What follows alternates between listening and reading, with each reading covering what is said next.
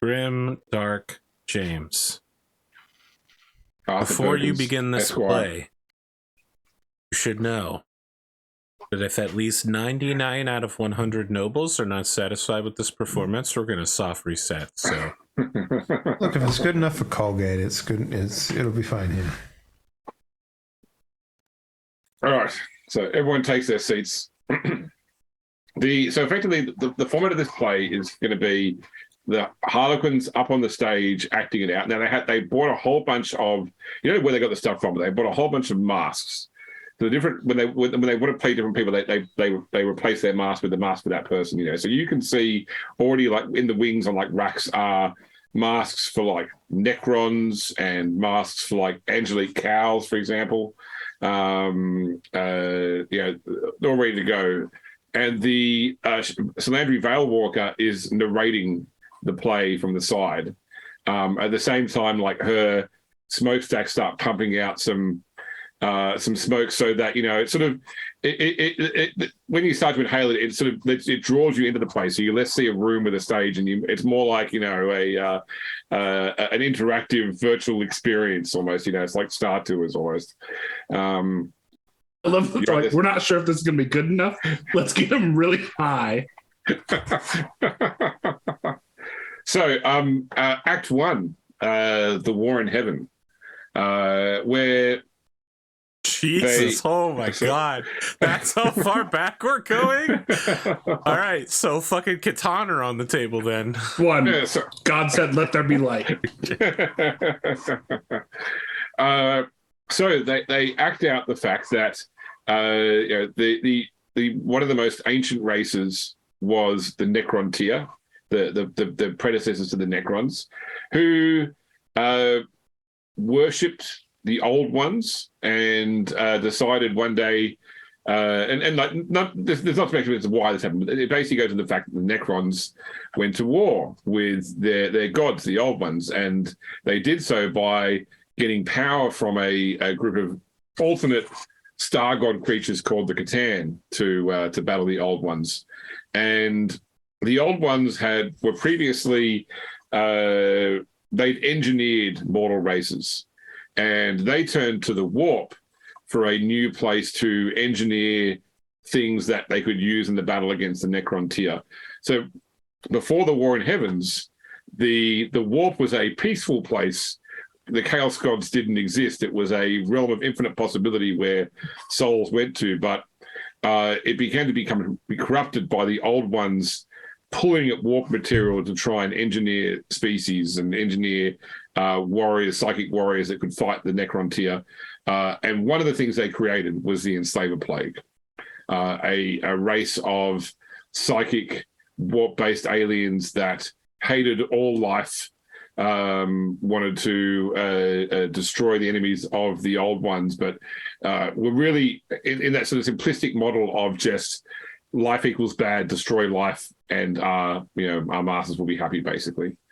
Now, unfortunately, the old ones lost the War in Heaven, and the Necrontyr were then tricked by the Catan into giving up their I think they actually tricked by the old ones, but in any case, they were tricked into giving up their mortal forms in order to become machines.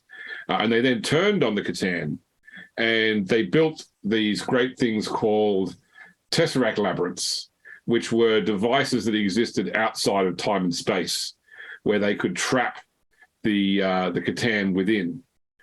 And through the story played out by the Harlequins, the Blind Tesseract was a partially completed Tesseract Labyrinth. It had all the power of a Tesseract Labyrinth. It was made up of the materials of all four dimensions, including time, but it was never actually completed. But the enslavers did perceive the value of the Tesseract Labyrinths because of the way they had captured the essences of the Catan. They saw great potential power in these constructs the Necrons had created. Then we go to Act 2, and Act 2 is about the life of Erasmus Harlock. Jeez. Okay, so we're skipping like 40,000 years or something. All right, there we go. Millions. We're skipping millions of years. Millions of years, yes. The life of Erasmus Harlock. Okay, please continue. Okay, well, first off, they do as a precursor to this play. They do show the fact that the dark pattern was an attempt by the enslavers to create something that would allow them to come into the material world and create this powerful psychic star that would drive the mortal races to destroy each other. But that failed. They were defeated at the time, and that plan ended. But aside to this, Erasmus Harlock was exploring the space. He had problems where his whole family were killed, or his wife and child were killed, and so he decided to turn on his family. And in his escapades, he happened upon the Blind Tesseract, and he attempted to use it. He believed that it was a way that he could wish his family back into existence again. What he failed to understand was that the Tesseract is not a weapon or a tool, it's a prison. So it doesn't actually change history. It doesn't actually give people their wish. It simply allows them to live in a world where their wish has been granted. So Harlock disappeared because he entered the Tesseract and now lives in a psychic facsimile of his life where his wife and child are still alive. But when he first discovered the Tesseract, before he managed to use it, he did take some precautions, thinking that as a powerful weapon, his enemies would want it as well. So he locked the device to his genetic code. He created tools and things that would mean that only he could actually use the Tesseract. But it wasn't after it was not long after he first activated it that the enslavers learned about it through his interaction with it. They realized that the Blind Tesseract was a way that they could potentially, it was another angle they could use to try and enact their great plan to summon in this star and create a world where they could then enter fully. They began to try and corrupt it. They managed to make the star appear a couple of times, but the problem was that it was locked by Harlock. They would never get to the full potential of the Tesseract, that it would actually be useful to them, and so they had to give it up as a lost cause. Now we go to Act 3. Enter Angelique Cowles. The enslavers moved into, those that were here moved into the Koronus Expanse looking for other things they could use. And it was there they encountered Angelique Cowles. Angelique was investigating a strange creature that they had previously come across, a Uvath construct known as the Whisperer. And they happened upon her and discovered that she had Harlock genetic legacy. So they were interested in using her in order to unlock the Tesseract, which would give them the opportunity to actually utilize it. And so the enslavers got aboard her ship, or at least one got aboard her ship, and started to steer their actions. They moved away from the investigation of the Whisperer, and they were already aware of the presence of the Necron, or the Catan Scion of the Star Dragon, which was sort of trapped in a probe in the Expanse. And they realized that because the Tesseracts were built around needing to trap the Catan, by tapping on the powers of this Catan, they might be able to learn more about the Tesseract and how to use it in her in order to activate it. So they steered her towards finding the Last Scion. They steered her towards the Necron tomb beneath Regina 4. And all the things that you thought were the Scion influencing the crew of the Hand of Calixis was actually an enslaver, the enslaver you just killed, on the ship all along, driving the crew. Unfortunately, Angelique turned out to be one of those fated individuals that was hard for the enslavers to control. So they determined that she had children. One of them had already gone into the Tesseract. They hadn't seen this because they were more focused on her at the time, and they'd lost the opportunity to utilize her. But there was another child. So they figured that if they could just drive her to take herself out of the picture through an apparent suicide, sending off a cryptic message to bring her son forward, that the enslavers would have a chance to start to steer this whole direction towards unlocking the Blind Tesseract. Now, all this took place in a alternate time affected by the Tesseract's timey-wimey powers, because whenever their chosen champion, being Pierre, reached the Tesseract, there would always be this conflict with his former sister that would end in the Imperials using the Tesseract to reset the timeline, pushing them back to the start. But this was good for them because they worked out that their corruption was of the Tesseract across all time. So the more times this happened, their corruption would start to logarithmically expand, start to add on to itself. So effectively, every time the Tesseract was opened and used, it fueled the enslavers' control of the Tesseract. So in fact, this whole story of this battle against Tzeentch, of trying to bring together these key elements, was constructed by the enslavers as a sort of like a game. Effectively, as long as people saw a pattern, they would keep acting it out. They would keep trying to improve upon it. They would keep trying to iterate it. And every iteration actually fed what the enslavers were trying to do with the Blind Tesseract, which was to create this star that would, once finally summoned permanently into the universe, would drive the living races to madness and allow the enslavers to end up fully taking over the mortal worlds. So this meant, getting control of a few things, controlling the Nostromo clan, for example. They were already tied to Harlock. They'd already looked at them when they tried to find out about Harlock in the past. So making sure that they followed the whole guide, pattern, talisman, get to Mara and unlock the Blind Tesseract thing was important. Same with things like the Spider Bride. These people are not knowingly under the influence of the enslavers, but the enslavers have, throughout all these iterations, slowly corrupted them because they're not fated enough to stand aside. And this is I guess, where the play concludes, is the fact that this is the first and only time that you, as the players that the third act is about, have stepped outside of the pattern. That this is the first time that you become aware of what it is you're actually involved in.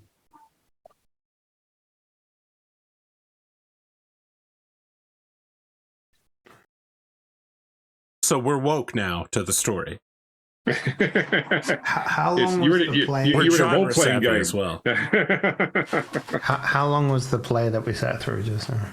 Probably 12 about minutes, 47 seconds. Probably about 2 hours of actual time. When the so lights... essentially, from what I'm understanding, the whole like getting the navigator, getting the talisman and the pattern as far as going there, that's just made up.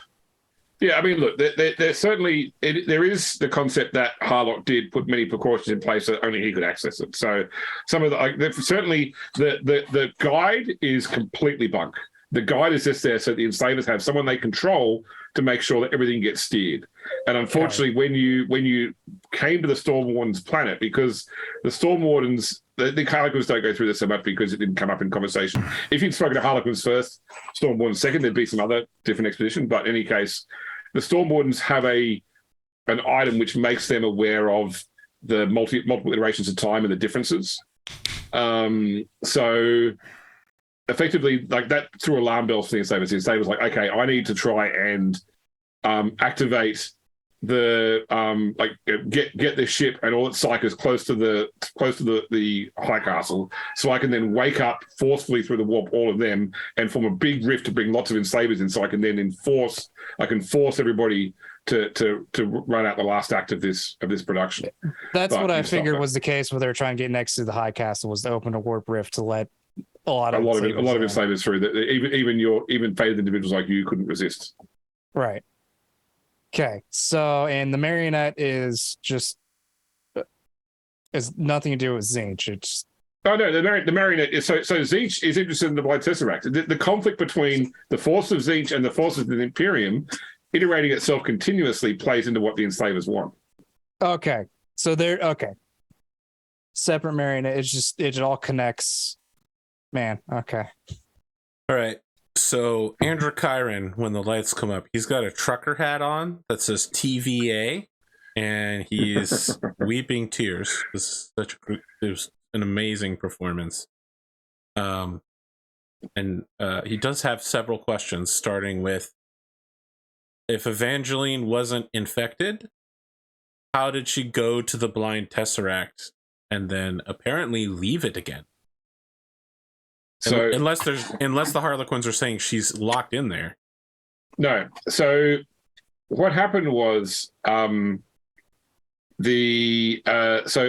this was all before the enslavers had discovered Angelique Cowles. So this was separate to everything else. They hadn't realized there were other scions of the Harlock line still around at the time. Okay. So she was investigating it on behalf of a proper looking into the Harlock line. She discovered her Harlock lineage, found clues to the Blind Tesseract's existence, along with Inquisitor Flavion, found their way there. That alerted the forces of Chaos to it as well in the process. And they had the first initial encounter over the Blind Tesseract, which involved her and the group of Flavion's acolytes going into the Blind Tesseract. Now, some of those individuals tried to utilize the Power Tesseract for themselves. There was actually a conflict within the Blind Tesseract in which there were only three that survived. Flavion escaped. There was an assassin with them that escaped that had actually already been corrupted by Chaos, but somehow redeemed by their faith in the God Emperor, and Evangeline. And Evangeline stayed in the Tesseract to bind the demon of Tzeentch that had gotten in with them, so that it couldn't escape it. It couldn't use the Tesseract. The best it could possibly do would be trap itself in its own paradise world where Tzeentch wins. But she effectively sacrificed herself to bind the demon to herself. But is she still in there then? No. So it managed to sneak out because one person that they thought they'd killed in the Tesseract actually survived, one of the other members of Flavion's retinue. And by manipulating his wishes and dreams to adjust the Tesseract, the demon that held Evangeline's body managed to escape the Tesseract, but without being able to utilize its power. So Evangeline's still in the Tesseract, but who got gotten... The Lord Emperor knows only what happened to her body. Yeah. Evangeline is still in the Tesseract, or Evangeline's body? Evangeline's body's a demon prince now. Yeah. I think Evangeline is. I mean, we're saying demon prince, but that might just be James's knowledge. All we know is that it's a demon host, right? Yeah. Okay. The demon prince is very different than a demon host. Yeah. Yeah. The only thing the only person that's still in the Tesseract right now, so Erasmus Harlock is still in there, and a man named Sebastian Thorne, who was a member of Flavion's retinue, is still in there, who was the one they thought they killed but survived. And him being in there is messing with the marionette. Yeah, all of these people are his Dark Heresy players, which is great. Yeah. It's a hell of a way to end the campaign. Okay. So the Harlock didn't mess with the Tyrant Star at all. That was just a made up lie created by. Yeah, it was Harlock activating the Tesseract in the first place. It clued the enslavers to its existence. They tried to corrupt it. That created the first appearance of the Tyrant Star, but they couldn't control it fully, so they gave up on it until they realized there were other members of the Chaos family that could control it. So was the Imperium just making assumptions, thinking that it was the Harlock line that started it? That was what's the relationship between all of this and the Inquisitor Lord? They're just part of the same machinations of the enslavers. Okay. They effectively play through the same story every time, trying to win against Tzeentch because they see Tzeentch or the demon, the force of chaos, as the ultimate enemy here, not the enslavers. Okay. So this is where Salandri posits that they need this battle to happen because they need you, Pierre, to go there and unlock the Tesseract in a battle against the marionette. If the marionette / Evangeline still had enough Harlock genetics in her to be able to unlock the Tesseract, she would have already done it. So the implication here is that as far as the enslavers and as far as you know, you're the only person that can unlock it. I have enough of the Datum's DNA to do it. Yeah. Why do they need, like Adrian was just asked, why do you need it unlocked? They don't need a lock. The They want to enslavers stop, need it unlocked, which means that enslavers need Pierre unlocked, Cowles yeah. is a threat to the existence of all time, always. And this is why Kegarak's initial sort of what they originally thought Kegarak's plan was to come here and kill Pierre Cowles. Because if he's dead, nobody can open the Tesseract. It's no longer a threat that the enslavers can utilize. That's a surprisingly good plan. Yeah. The only thing that stayed their hand was the fact that nobody knew that Evangeline and Angelique and Pierre were scions of the Harlock line until they did. That they could kill him and assume that there's no other Harlocks left, but there might be. All that if they kill him and then assume we're safe now, they're no longer. So it's better for them to have a focal point than it is for them to have a complete unknown. Mm-hmm. And killing me would only delay things another like 18 or so years.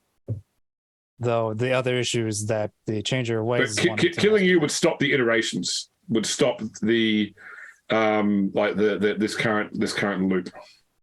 In the same way that killing Androchiron guarantees it in every single loop.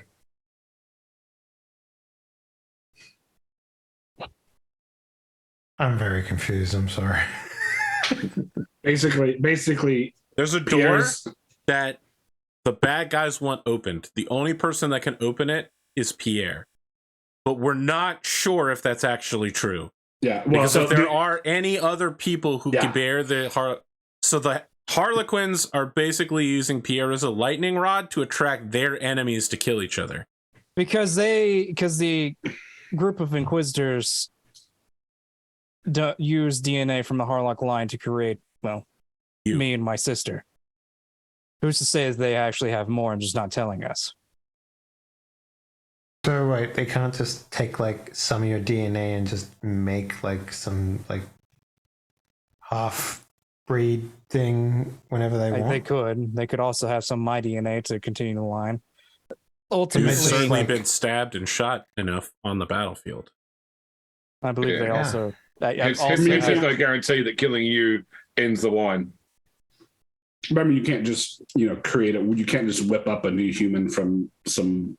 But we do know that we literally have people that can do that.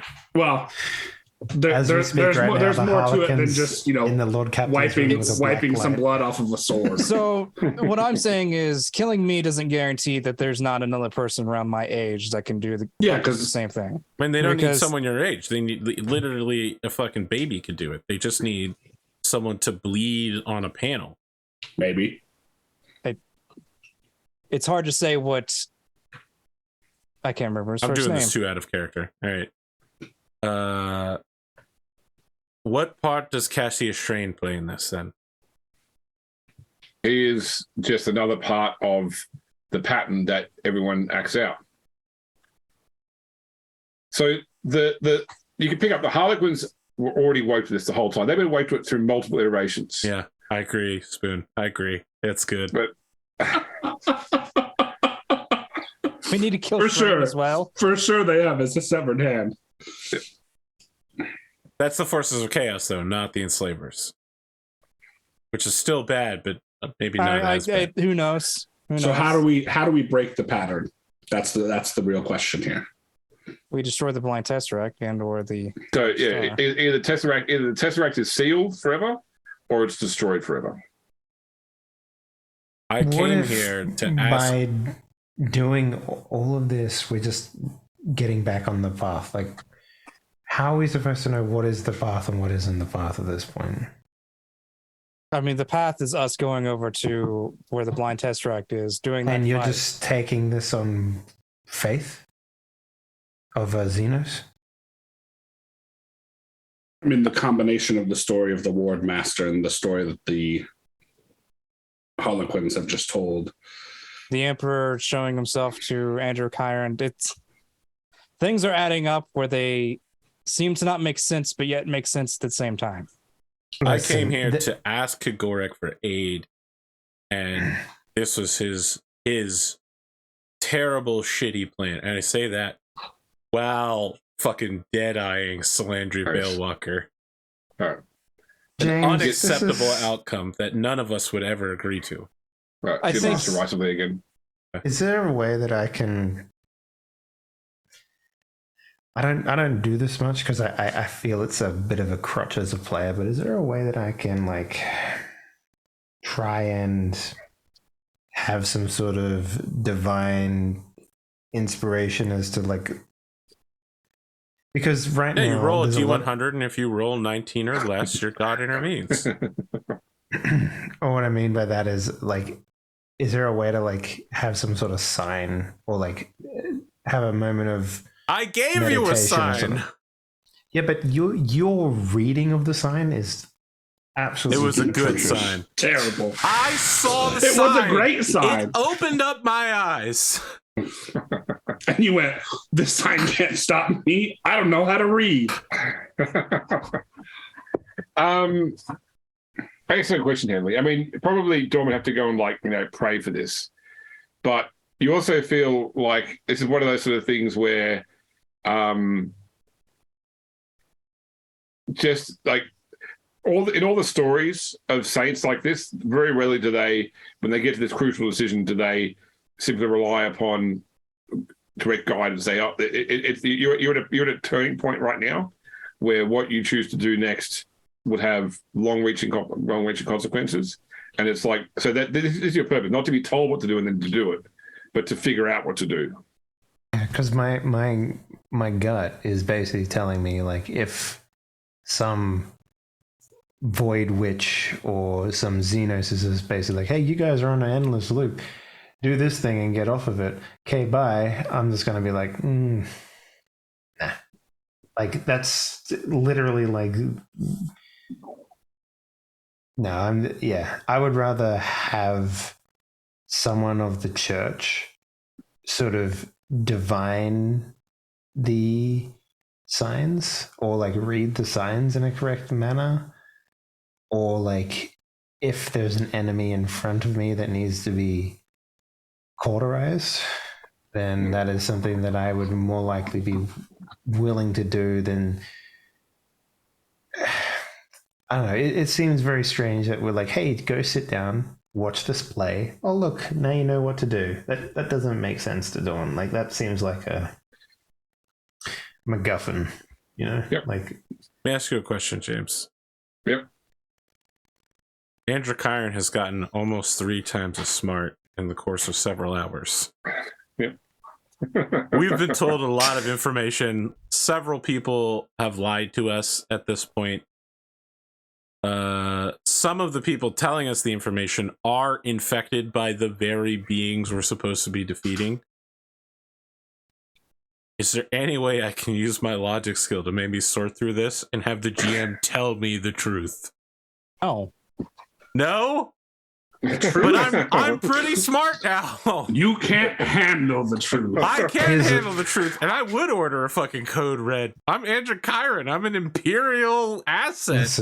Listen, Arthur, if you fail that roll, the opposite then becomes the truth. I just go ahead and tell you whatever my next shitty plan is. I've had several of them. You act like that would be a problem for me. I would absolutely, in roleplay, run with a terrible plan. My terrible plan brought us here. I want a meeting with Isha, and Kagorek was like, you should kill Pierre Cowles. Come on, man. We're so many fucking wires are crossed right now. I just want to sort through them and figure out if we can see what the real truth is. Androchiron rolls logic and then decides to go walk about and sit in a coffin for 3 episodes. It was like, put me back in the chest, bro. It's quiet in there. Okay. It's quiet downtown. Yeah, it's quiet downtown.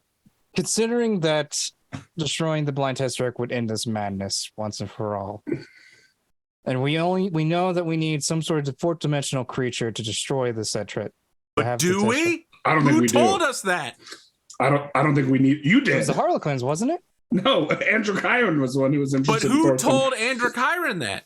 You read a book. No one told you you're that. You're right. I did. You came to that conclusion on your own, which is why your plan was bad. No, that's not. I didn't come to that conclusion. James told me that. You were in the Black Library from the talking Black to Library. a Harlequin, and I didn't come to that conclusion. Spoon. Don't just no. James told me that. Yes. James, can you confirm that you told me that? It sounds like something I might have said. But so he told you that in the guise of either as the Harlequins in the Black Library or the Black Library itself. That does not make that true. That's James, why I'm trying to roll this logic roll, Spoon. I'm trying to sort through it all. Roll a logic to see whether or not you remember reading the book. I remember reading the book. My whole plan is based around reading the book. Okay, well, I'll tell you, you can make a logic roll, and I will see if I can give you some extra useful information that is not being shared. So much worse. Okay. I'll do it. Can I do it? No, we're dumb. We're dumb. Androchiron's the smart one. I'm not dumb. The guy who wanted to go into Nurgle's garden. He's our smart guy. What are you talking about? I got like a 15 logic, and yeah. I did. Spoon, that was the lying plan. That was the plan to impress Kigorek when I go to him and I go, oh, that was a lie. I'm a trickster just like you. Hey, fellow kid. Oh, okay. How's that working out for you? So you came here thinking you're going to get eyeshine. Instead, you got kill Pierre Cowles. So we both tricked each other, but he's really the one that got the better of this situation. This is one of those jokes on you. I was just pretending moments. All right. Hold on a second. I want to make sure I get as high of a roll as possible here. Mm-hmm. Can you use fate points to get a plus 10 bonus before the dice are rolled? Okay. Spending one. Can I spend multiple fate points on a roll? And this is just true. You can spend a fate point before the roll for the bonus 10. You can spend it after the roll for the bonus degree of success. Excellent. That's what. But what if I want to re-roll a failed test? That's fine. You can do that. Yeah. Okay, then that's really what I'm concerned about. So you can't re-roll multiple times. You can't add multiple plus 10s. You can't buy multiple extra assists, but you can do all those things individually once. Okay, so you succeeded with 3.4 degrees of success. If I buy another degree of success, will I learn something of value? Yes. I will do that then. I am down 2 fate points. Yes, you read the book. It had 280 pages. 90% of it was the index. Very bad writing. Okay, so it was a Mary Sue book. Key elements. First off, you had previously reached the conclusion that nothing you could do with the Last Scion. That you decided that wasn't powerful enough to deal with this when you were, not that you were told that, but you came to that conclusion with my help, I'll say, based upon what you read in the book. Okay, but what you have learned recently is that the Tesseract the blind Tesseract is literally built around the biology or the existence of what the Scion is. So there may be a possibility to utilize the Scion in some way, either to effectively complete the Tesseract and close it by basically making it do what it does. It traps the Last Scion. That's it. It's now a sealed prison. It has no further power except to hold that star god. Okay. Or alternatively, the Scion it's the antithesis of what the Scion is. So somehow you could drive the Scion against it. Maybe the Scion, through its own physiology, has the ability to destroy it because it's not actually complete. Okay, that's one thing. Second thing, you were just told that that 3 people survived the first encounter in the blind Tesseract. Okay, one of which was Fabian, who took his own life. The second, which was Evangeline, who got corrupted. But the third is apparently an assassin who was corrupted by Cowles previously and redeemed by the God Emperor. You don't know where the assassin is, but you do know that an assassin's bullet killed Queen Lacris in Sephiria Secundus for no obvious reason, and that an assassin subsequently killed the 7 witches and Liege Chanthus Mora. So there is clearly an assassin following you around, taking out key people with no obvious reasons why. God damn, gotta find the assassin. Insofar as the all your various allies, so Shrain, the Spider Bride, Zerb, they're not inherently against you by their own will as such. They're effectively doing what they think is right based upon the information that's being presented to them as such. So the only thing that, according to the Harlequins, has actually been directly corrupted by the enslavers is the Nostromo family line. That's fine. We can move with them. That's fine. So once again, you're woke to the situation, so you're making different decisions because you're aware of it now. Whether or not those individuals like Zerb, the Spider Bride, etc., would be more help to you if you could somehow convince them this is the case, is another open angle as well. I suppose the only other thing that I'll put in there for an extra thing as well is that right now the focus of the enslavers is on Pierre and this particular operation. That, yes, killing him effectively solves that, but then also leaves the question of what if there's others around. Taking him out of this, like literally leaving this section of space and vowing to never return, it's one way to extend this out substantially, because effectively they're not going to go looking for somebody else who's unknown if they have a known out there. But if the known out there is so far away as to be unusable, they might spend a lot of energy and time trying to bring him back here rather than searching for other sources, which extends your time substantially.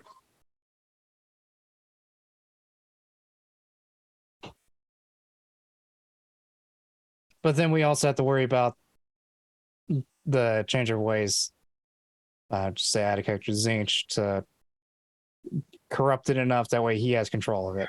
Yeah, but you already know that they've never been able to open it without you being there in every iteration.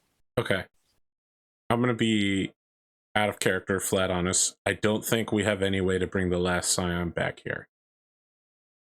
It's traveling at its fastest possible speed in the opposite direction of what we want. We'd have to call it back, and we'd need to entice it to go to the blind tesseract. You know what I mean? Like, it has no reason to do that unless we can offer it something. I don't know that any of us have something to offer it, so that option maybe is not the best one on the table. I will say, though, that the enslavers are the enemies of the enslavers are its natural enemies too. So I agree with that. However, the Last Scion is a fragment of it in a fragile, weak probe body, right? Is there? Oh shit! Is there a shard ship in the? Do we know whether or not there's a piece of a Catan in the blind tesseract right now? There is not. There is not. Okay. I think bringing the Last Scion back is way too dangerous and nearly impossible to. Do we still have that Archaeotech probe thing that was, or the thing that it came from? You still have, yes, the core came from. Is there just a small, slight chance that could still be linked to him? I mean, if you know what you're looking for. I don't. I'm going to start pressing things until I figure it out. Okay, I'm going to share what I learned with the party, but I do it by speaking very briefly in very good Eldari with Solandri Veilwalker, and dim the house lights to indicate, with the triple flash, to indicate that we're about to put on another play. Okay. The forbidden Act 4. Act 4. It's never been performed before. Where Did Androchiron just invent podcasting? I don't know. Would the Harlequins actually join me when I attempt to corrupt their ancient ritual to add an act to a play? Yeah, they will. What they Just do so is that I am skilled in all these things: dance, performance, remembrancing. Well, it's a whole new play, so it's Act 1 now. This is the epilogue. Act 3 is the epilogue. No, this is the epilogue. Okay. This is the epilogue episode. Right now. Look at me, Pondo. This is the epilogue. We're deciding how we're going to end this game. Right now. I want you to know, I just bought Speak Language Eldari. All right, well, then you get a preview of the play when I explain to Salandri Veilwalker what I want to have happen. We walk through a couple of routines. I'm like, all right, I'm going to want a crossover shift. Jazz hands for sure. Let's do it 100%. I noticed your energy was fading. I'm sure you've done this one a few times, you know, Act 1, Act 2, Act 3. Jazz hands. That's how we get them in Act 4. All right. I think that our best option is to talk to the assassin whose name you've told us, but I've never actually written down. I think that there's a strong possibility that he's either on board the ship or close enough that I could send a telepathic communication to him and get an answer. The assassin? Yeah, the assassin. The third member of Flavian's retinue. I would prefer Whose name is Leith. It's in the rivers of Leith. It'd be nice if you could just find his location in general so we can capture him and interrogate him properly. I mean, I don't have the capability to do that beyond walking the entire ship, searching everyone's mind and levels of corruption. That sounds like an excellent idea. I mean, if you order me to do that, I will do that. I mean, you can see if you can mention them first, but I really want to find this guy.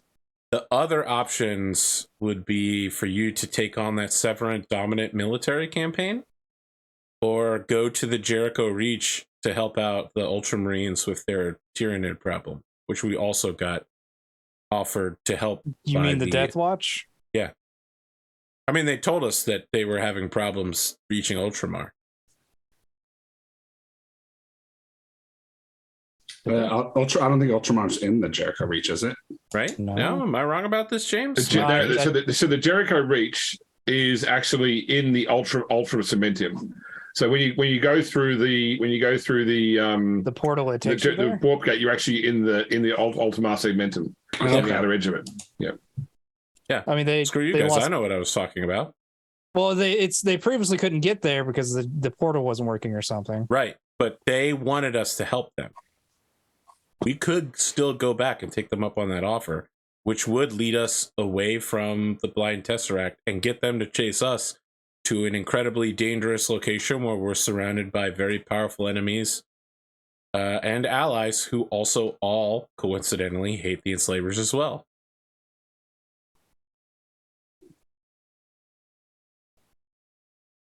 Would the Death Watch know about the enslavers? The ones in the Jericho Reach do, because the information is stored. It's all stored in the Omega Vault. All the information about it. They were the ones that told us about the Dark Pattern originally, right? Well, when we went through the Jericho portal, we received a message saying, "Hey, warn the others about the Hive Fleet that got out." Yeah, that was the Tyranids, though. Yes. Which Shrain all of these are stalling actions. Ultimately, they all are, yes. What is stopping us from just going to Mara and destroying the Blind Tesseract? Getting the talisman, I imagine. Do we need the talisman? We've learned that Evangeline just needed her blood, right? No, Evangeline, she had a talisman too. Yeah. I imagine there are multiple talisman is part of the failsafe that Harlock. It's Harlock's failsafe, which is truly the only thing we need, along with you, Lord Commodore, to open the Blind Tesseract and then destroy it. Because we know the location. But even if we open it, how do we destroy it?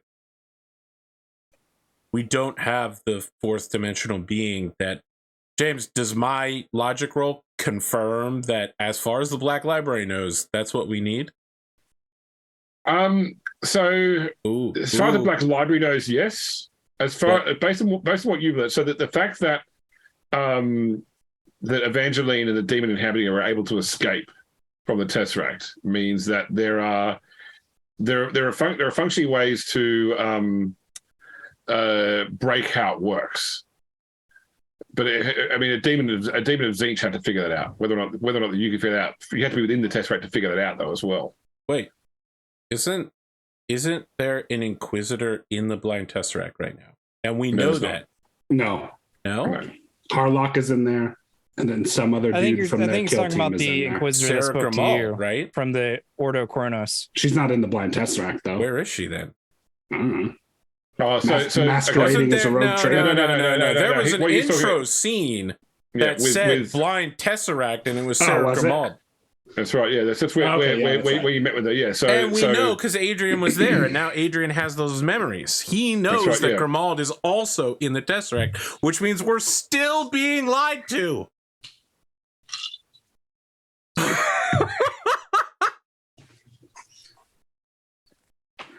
Or at the very least, if we're not being lied to, that's true. Then there are more things happening than even the people telling us what's going on know about. Yeah. So based on what you're positing here is that there is a way to enter the Tesseract from the doorway in the Omega Vault that who let her in? Oh shit! She came in through the Omega Vault. Possibly. Oh my god! Jesus. That's so much worse. Now we literally can't not destroy the Tesseract because we know that the Tesseract can be entered. To be fair, it wasn't active when I entered it from the Omega Vault. I was just in like a dark room, basically. Oh, so I could have accidentally joined him and Adrian just like, all right, we gotta outbraid each other, and they constantly are like, oh god, we can't fucking do that because we'll die. So I could have accidentally gone into the same vault or the same door. Well, there was no door with your name on it. There's only a door with Adrian's name on it. Yeah. Yeah, but what if I followed the same door? Or I just gone to just a random room? Or like the door be closed immediately after. You're entirely speculating. You have no idea what would have happened. Okay. Who knows, man? Who knows? You think you can out magic a magical fourth dimensional prison built to hold the War in Heaven star gods? I don't know, man. All right, let's start at the beginning, which is Ivy checking the fucking probe to make sure there aren't any pieces of dust we can imprison. Okay, so first off, there's two parts. There's the probe and there's the core. Okay, so the probe itself is still aboard the Hand. Presumably you didn't destroy it.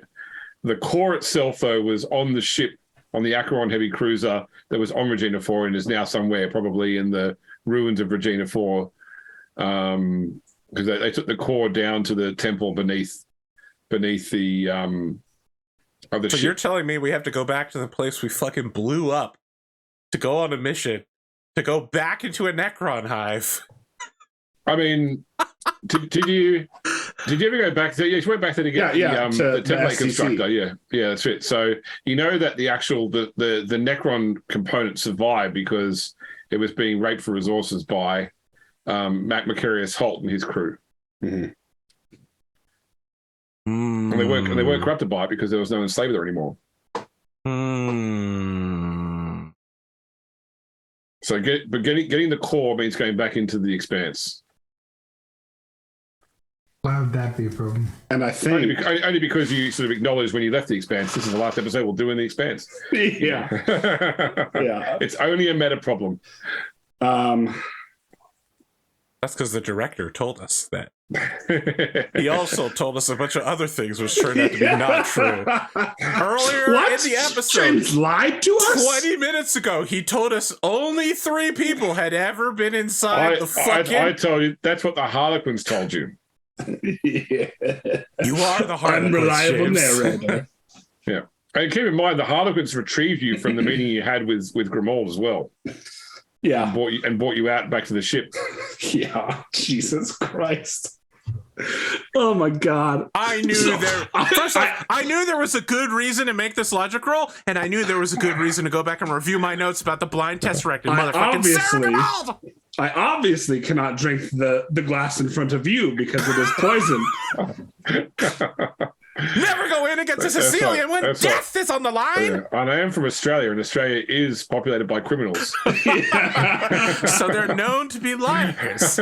So obviously I can't drink the glass in front of you. Oh, Jesus. Okay. I feel like... Let's start working on what we have. The fucking probe casing. We can try going back for the core. I can try figuring out if Lathe is on board this ship. And we then can we start need, doing the things we know about now immediately. and we still need the talisman. We still need a talisman regardless. But the talisman is here in the Imperium, right? It's on Reth. It's the next stop that we were going to go to after this, because this was on the way to there. Mm-hmm. Is there a possibility we could go to Reth, get the talisman, and bad things could happen that would prevent us from going and acting out any other plans? It's impossible to say at the moment, I believe. I mean, we theoretically could also bring an entire Space Marine chapter with us, so I think we'll be all right. At least the large majority. You want to trust some of them still have to some stay of here. these guys? To do what we say? Yes, absolutely. All right, well, that's true. Sure. Like they're essentially their King Arthur just went, hey, do what these guys say, and they will, okay, we'll do that. Oh, this is important. Okay. But we It don't was a even big know if what we're hullabaloo doing to is a wake good them up. idea. I don't think anything that we can do is a good idea. Like, I think I'm as a trying to last stay resort, one step ahead. yeah. as a last resort, if we can't get a hold of the Last Scion, I think we have to go with the original, well, not the original, the one plan where Androchiron contacts the Eldar god in the land of Nurgle. I don't That's know a- that. that's a I bad don't know that plan. that's possible anymore. Like, that's a bad plan. sir. First off, I have no connection to the Garden of. First off, why do we refer to it as a pronoun name, a proper noun, when that proper noun will curse and condemn us? Why don't we call it the Garden of the Big Yellow Grandfathery guy? The Plague Garden. The Plague Father. Sure, the I Plague said his name on accident. I think we like we There's no look chance we of look that into plan the working Last without Scion. help, and Kagoric has clearly told me to fuck myself. We look into the Last Scion to see if we can, complete the prison, or we go with the original plan where we use an avatar of Cain to destroy or seal or do whatever. Jesus. You think that's better than contacting Aisha is to use an avatar of Cain, the god of murder? I think it's equally bad. It's just easier. Equally bad. At least the one with Aisha could end in success. Regardless, the Avatar Kane's going to be over there. No, we wait. know that. Hold on a second. The reason that using an avatar of Cain is bad is because we thought he would destroy the universe, right? But we know that the blind Tesseract can't actually do that. Yeah, it doesn't It could actually grant wishes. a universal wish for him where he's trapped inside, believing that he's destroying the universe, but he Correct. couldn't actually do that. Correct. All right, I'm in. It's not a bad plan. Use Taylor So and we have to Balewalker. somehow talk to the Avatar King, convince Bailwing. him of this idea, and hope that he understands that him blowing up the universe is not possible. But No, I don't think we don't tell him shit. You think Kane's gonna inhabit him if he doesn't get to murder everybody? So in the Harlequins will tell you that in every iteration, Balwing's fate as the avatar of Cain is to fall, defeating the forces of Zeech that prevent you from breaching the Tesseract. so We've defied fate a Avatar couple King- times though now, right? Yeah. So let me ask you a question, Salandre. There's this box. Can we put the get it avatar in the box? resized to fit? we definitely. So here's the other. Oh, fuck, I don't know. I assume he's kind of tall, right? Can we stuff his I ass in assume there he's kinda and tall. hand carry him into the blind Tesseract? We got to You get the gave me this football box, across James. the I'm gonna goal fucking line. use it to save the world. Hey! You brought the box into this game. Yeah, I just work with what you bring in. I'm closing the loop. I sent this as a gift to myself from the past. This is Attack on Titan now. All right, well let's get rolling on some of these plans. All right. Someone call Ivy and explain to her we need to check for old god shards. I mean, I'm going to go to it personally and start messing with it. Oh, wow. There's no way that could go wrong. Please. Yeah, we'll send Ivy up with you, Lord Commodore. So you have two ships with you right now, and plus whatever you commandeer from the Storm Warden. So who is going where and to do what? I'm gonna go mess with the probe, or not the probe. The core. Or no, we have the probe. We have the probe core here was on taken. the hand. The core is back in the expanse. Regina 4. Yeah. Okay.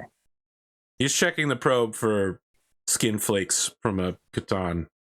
Or Yeah, some sort of link that might still be there because he had it before. No, so the probe has nothing. Okay. The probe was just a transport mechanism for the core. So we need Sorry, the core. the If we core. want to potentially. Yeah. Okay. If we want to complete the prison, we have to go get the core.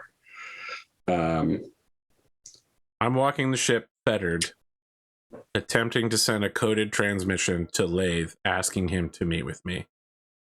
And if he doesn't respond within a certain amount of time, I'm going to start walking the ship. Opening, again, still fettered, but opening my mind to seeing if I can detect him on board the ship.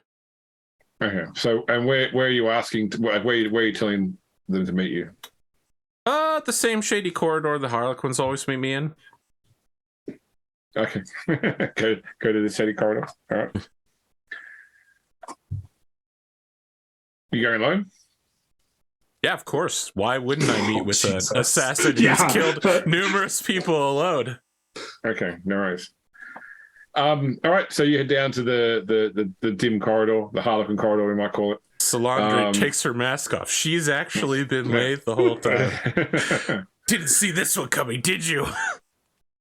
All right, so a figure steps out into the corridor. It's a woman in Vindicare assassin, in the actual Vindicare assassin livery. Although with your warp sight, you see a like not unfurled, like on her back a pair of like blue and purple feathered wings, directly similar to what you've seen demons of like Lords of Change have. Great, Yeah. awesome. Now Yeah. I'm really regretting coming alone to this corridor. It's a good thing I didn't tell anyone I was. Well, I told you guys I was doing this.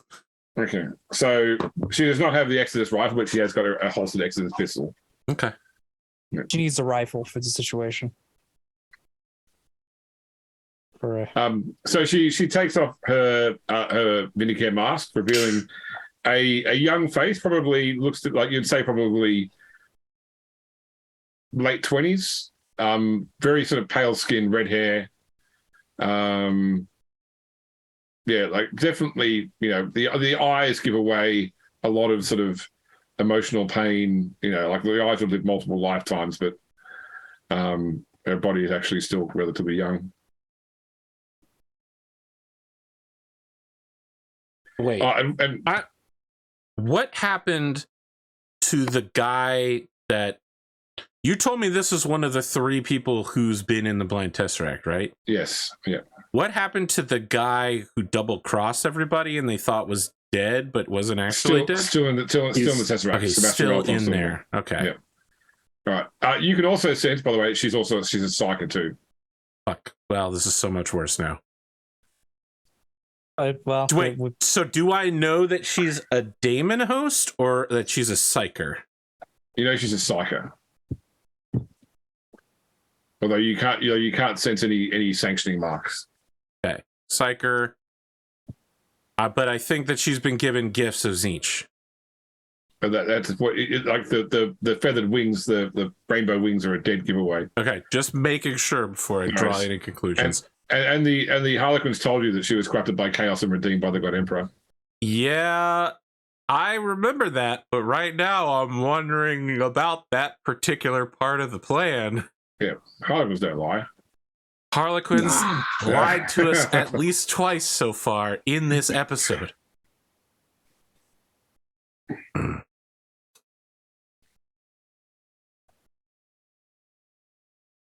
All right, that's it. I'm going with an MCU. I slam my force staff on the deck, one of the shady lights, as I do that, and I say, "Whom do you serve?" What am I supposed to say, man? Jesus Christ? The God Emperor of mankind and all of his works. Do I think she's lying? Give me a scrutiny roll. All right. I'm also checking her corruption. Nice. Okay. So let me It's blinding scrutinize her. you. It's so bad. My scrutiny is just hold on a second. I'm gonna Let me spend some XP here real quick. Everyone's been complaining about XP spending, but yeah, you know what? I still got some to spend. I still got problems, bro. I got problems on top of problems. Scrutiny. Okay, let's see. Oh, I can learn scrutiny for 200. Cool. I just love this whole thing. Yeah. I need the skill. I need the skill. Hey, I'd like to say I think that Androchiron, more than any of my other characters, has been trying to at least seem smarter, even if it's really me making dumb decisions and slowly going more insane than he is. Okay. Scrutiny plus 10 is another 200. Okay, we're just going to go ahead and buy that. Just let me drop 600 XP on this one skill check real quick. Yeah, I think I might do that. Yeah, I also have access to scrutiny plus 20. Okay. So 2,000 plus 600. Okay. It's gonna be bad if he still fails this roll. Scrutiny is based off of perception. Oh, you have no idea the levels I'll go to. Oh, I already bought perception 1 and 2. Just in case he's lying, I'll take 5 ranks of sound constitution.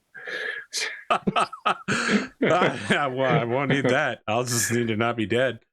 Perception. Okay. So I'd need to buy 3 and 4 in order to get a significant bonus. It's only it's plus based. 5 It's per... no. Yeah, it's based off of my astropathiness, right? Or no, it's based off my base score. So it'd be 750 and 1,000. Okay, I'm gonna do it. Jesus, how much XP did you just spend? Slightly less than 2,600. Oh my god. Rolls 100. Yeah. Good thing I got a fate point. Was any of that a rank 8 purchase? No.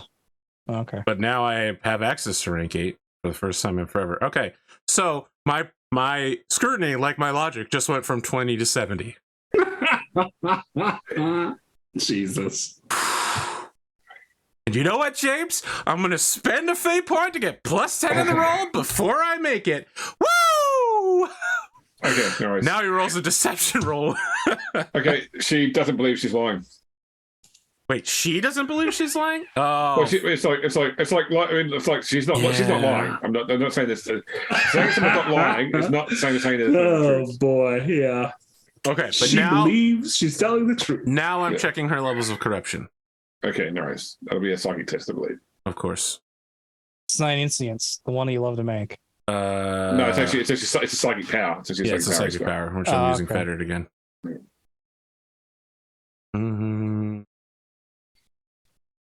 I did roll doubles, but again, I'm fettered That's fine. No and worries. I'm sanctioned. Okay, so certainly, like you're aware of the fact with your meat eyes that when you activate the psychic power, like her wings sort of flare into visual existence, while you're channeling the power. Mm-hmm. But at the same time, you don't sense any corruption.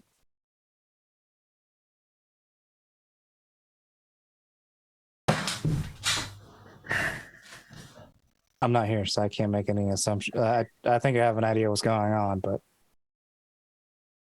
Okay, don't tell me because my brain is working real slowly and I have no idea. I mean, I can't tell you anyway because that'd be metagaming. I don't know what's happening, but I'm going to run on the assumption everyone is lying to me, and I just have to pass this along to someone like Pondo or Spoon. Not Adrian and Pierre, Pondo and Spoon, who will figure it out for me. Are you calling us over there? I say to Lathe, okay, I trust you. And I put my force staff away. You asked for this meeting. I did. You have caused many tragic accidents I would like to know what your purpose is. I'm trying to serve the Emperor by taking his guidance to end this disaster we find ourselves in. This Have you is played to be any my... games of chess recent? Yeah. I don't know how to play Regicide. This is to be my final act before I can finally die. And if you really want to, I can help you with that. But I can take my own life once I've done what I need to do. all right.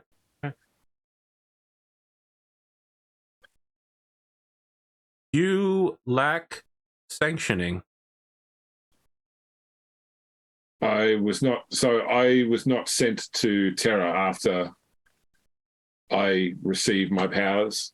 A Inquisitor gave me a field sanction, yet can't place that upon my... He was on a psych himself, so couldn't give me a sanctioning mark. And you say that the God Emperor has cleansed you? I'm saying that a friend of mine removed all corruption from me. Yeah, that checks out. I know a guy that happened to. Unfortunately, my mutations can't be taken, Hmm. which is why once I've done my last act, I have to take my own life. I can't both serve the Emperor and be what I am forever. Okay, that's very tragic, and I feel bad for you.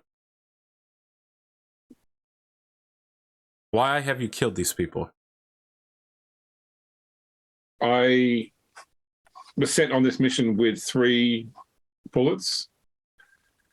Each one was for one target. I receive an impression when the time comes as to who those targets should be. Who sent you?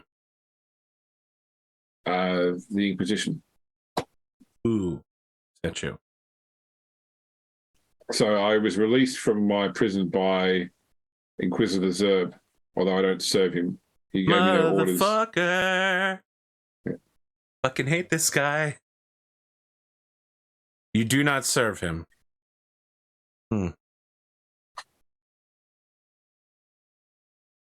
What do you think you're doing here, then? You have no bullets left by your own admission, correct? No, I have 1 left. I've used. Wait, you've killed multiple people so far. I didn't kill the 7 witches with my special rounds. Oh, okay. They were just a that was bonus. a good plan, though. Killing Must them. have would have wanted. Yeah. Curve the bullets to get them all. I mean, you could have just lined them up. They're That takes a little bit more time. weak, fragile old women. You just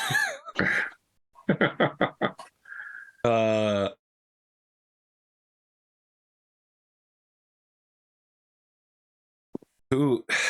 You don't know who your last target is, huh? So Interesting. okay, the types of bullets she's used may be important. She'll explain this basically. So she's given 3 different types of bullets. The first one she used was the turbo penetrator, which she used to kill the Queen, because it had to be fired through the outer hull of the ship in space. So the other 2 she has, so she had to use the shield breaker round to kill Moros, because he had a powerful field that the shield breaker round completely ignores, which leaves her with a single Hellfire round, which actually is contains a bioacidic toxin that effectively melts organic targets from inside. That sounds So painful. That one's definitely for Pierre. Yeah. So it from a game point of view, it completely ignores toughness. Even probably has even high unnatural penetration, toughness. doesn't it? Even a natural toughness, yeah.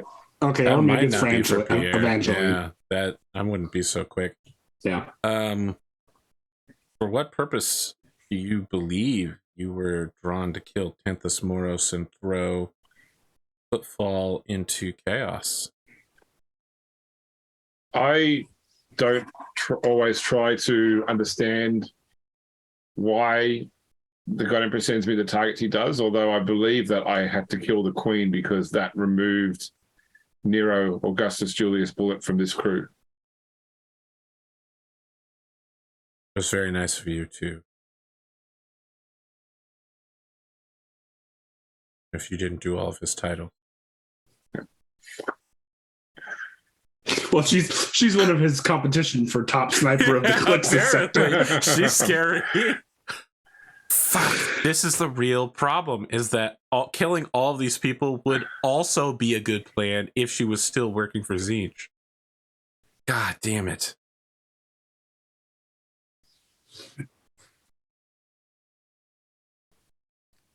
What if you stopped hiding and joined us directly? We're present in our councils. Offered guidance. Not many trust me. Yeah, for real. I trust you, though. I will. If you tell me this is what you want, I'll make my presence known. But I can't give guidance or answer many questions because I simply don't know the answers. I'm simply doing what I feel I'm drawn to do. Okay, well, stop by here once a day. I'm going to start a diary. Feels like maybe you could use a pen pal to talk to. Maybe you haven't really had a good human connection in a while. I'm just going to leave you like a daily diary. I'll write something about my day. You write something about yours. I'll pick it up from you. And Zerb gave me a picture of Pierre when he set me free. yeah, that figures. I think that his intent was that if the time came, I would need to kill Pierre. That wasn't my direct order. That was the implication. But Okay. I've not received any guidance to that effect. Obviously. I'm going to walk toward her and hold my hand out and say, well, it was very nice to meet you. Okay. Okay, hit her in the side of the head with my force staff. Okay, no worries. I'm going to beat her to death right now. Okay, no worries. She just told me she has a picture of Pierre. Yeah. And then was like, yeah, but I don't think I have to kill him. She literally has a bullet that could kill him. She has a bullet that could kill any of us. Yeah, that's true. She just told me that Pierre is a possible target for her, and as a member of this crew. Have you not been thinking about killing Pierre? No, the first thing that Androchiron thought was that he needed to protect Pierre from anybody here. Look, I need you to recognize that Androchiron, his plan of doing what the God Emperor wanted has failed, and he's reverted back to part of the ship. He's a cog here. His loyalty is to the commander of this ship. Ultimately, here's the problem. If he doesn't kill her immediately, she's going to kill him by putting a bullet in his head. For sure. All right. It's your funeral, bro. It probably Which could will lead to be my her wanting to funeral. kill me if he doesn't kill her. You tell me what's going on here, James. Attack roll. Give me an attack roll. Great. It's a good thing that I'm highly skilled with melee weaponry. Yeah. Everyone in this party is. She's going to fucking quick draw that Exodus pistol and smoke your ass, dude. She's going to easily dodge this hit and fucking annihilate me. You're done. Nah, you'll probably roll a 1 here and get like 8 degrees of success. Woo! Get fucked. 4.8 degrees of success. All right, I rolled a 9. Okay. This is what I needed. Yeah, she has Jesus fuck. 11 degrees of success. 11 degrees of success on a 15? Her agility is over 100? No, because she's got a natural agility times 3, which means she gets to add 2 degrees of success after shit. Yeah. So That's still a high ability. She got a 9 with a 15. All right, hold on. Jesus.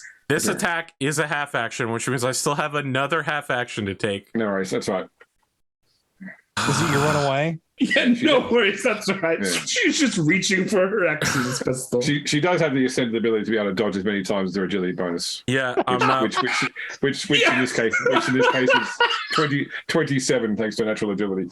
Yeah, just near her. Androchiron just went, yeah, I'm gonna try and kill the demigod assassin. Oh, look, shit, hey, he would absolutely destroy her in a game of chess. Yeah, 100%. That's not her skill. 100%. Yeah. Physical combat, Her definitely skill. her skill. Yeah, her skill, murdering people. Oh man. Well, hey, you did say Nero was going to come back before the end of the campaign. I am going to hedge my bets and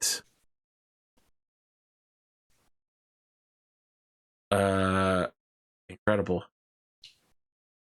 I'm going to take a free action that doesn't require making a focus power test. Okay. I'm going to use the telepathy disciplines ability, and since I'm psi rating 7, I can send a telepathic communication 70 meters around me. That is a full shout, so there's no question exactly what I'm saying. Like, there's no it's abstract, there's no it's encoded or garbled in any way. I'm powerful enough that whatever I say is exactly what comes across. So to everyone in 70 meters of Androchiron, up, down, left, right, forward in time, backward in time, I'm going to say, assassin on board trying to kill the captain. I'm in the shady corridor where the lights still work so well. Send help immediately. Send the coroner.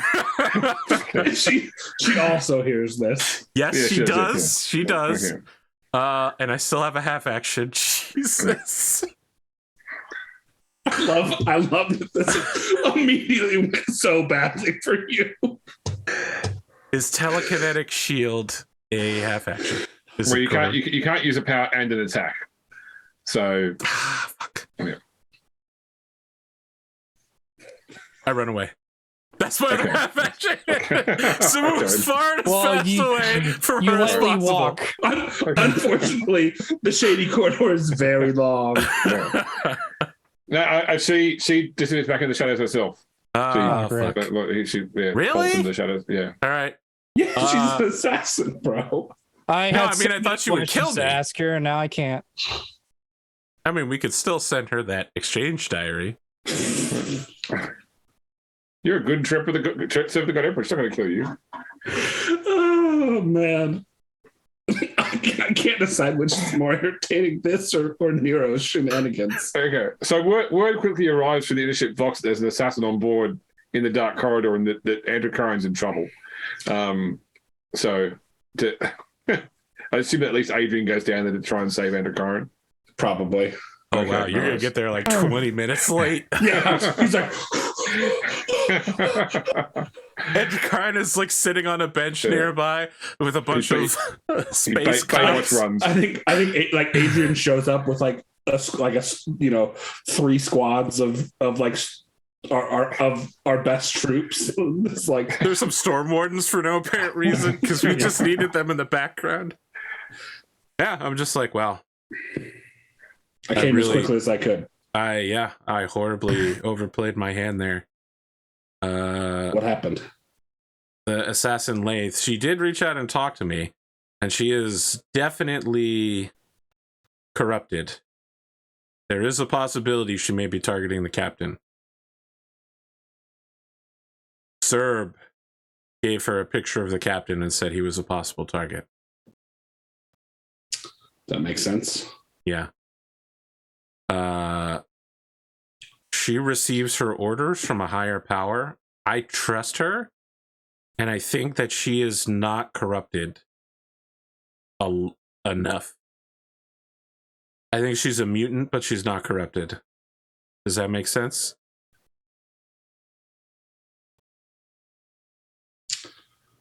It doesn't matter. It doesn't have to make sense. She is Sort of. receiving orders She's from useful. a third-party higher power, and I don't know who that which is. may or may not be the God Emperor. Yes. and this makes me very wary of her. I trust in her what she believes is true. She's not trying to lie to me, but she may be lied to. And we can't trust her because she's always trying to kill us. What sort of assassin is she? I didn't think to ask, but I think that the GM said Vindicare, so let's assume that Androchiron knows what that is. Yeah. Even though Androchiron didn't ask her what sort of assassin she was. I mean, Exodus pistols are extremely rare. I mean, we knew about the existence because of when she shot the queen at that one point. Yeah. Well, listen, I really appreciate you coming down here. Of course. If she wants to kill the captain, she'll definitely kill him. She's so I fast. don't think. Wow, she's so fast. I have to assume that this is the assassin that also killed Nero's wife. Yeah. Right. Yeah, she openly admitted to it. Yeah, I mean that's what he refers to her as. She's not like, the queen of this system. It's like, she was Nero's wife. Yeah. I mean, Miriam's still on the kill list. Don't worry about that one. If she wants the captain dead, unfortunately, I don't believe there's anything that any of us could do to stop her.